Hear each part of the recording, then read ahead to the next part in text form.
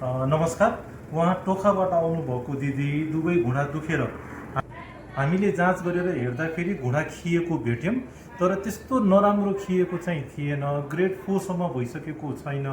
उहाँको चाहिँ grade 2 grade 3 मात्र खिएको छ। भर्खर भर्खर स्टार्ट भइरहेछ है। 2 वर्ष दुखाइ त भयो, तर भर्खर। र त्यसको लागि ग्रेड 2 ग्रेड 3 मा चाहिँ एकदम राम्रो काम गर्ने भनेको PRP को इन्जेक्सन, प्लाज्मा थेरापी हो। हामीले प्लाज्मा कलेक्सन गरिसकेको छौँ। कति राम्रो पहेँलो प्लाज्मा कलेक्सन भएको छ र मैले सुई घुँडाभित्र पसाइसकेको छु र अब मैले यो प्लाज्मा चाहिँ भित्र हाल्न गइरहेको छु। प्लाज्मा सरर भित्र गइरहेछ। दुख्यो र दुख्या छैन। ल हस्, सक्यो। एउटा हामीले दाहिनेमा हाल्यौँ। अब देब्रेको पालो।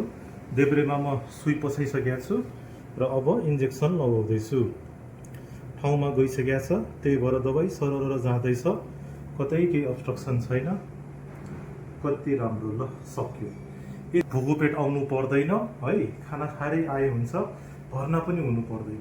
लगाउने घर जाने। आशा गरौँ दिदीलाई यति गरेपछि आराम मिलोस् भनेर। हस्, धन्यवाद।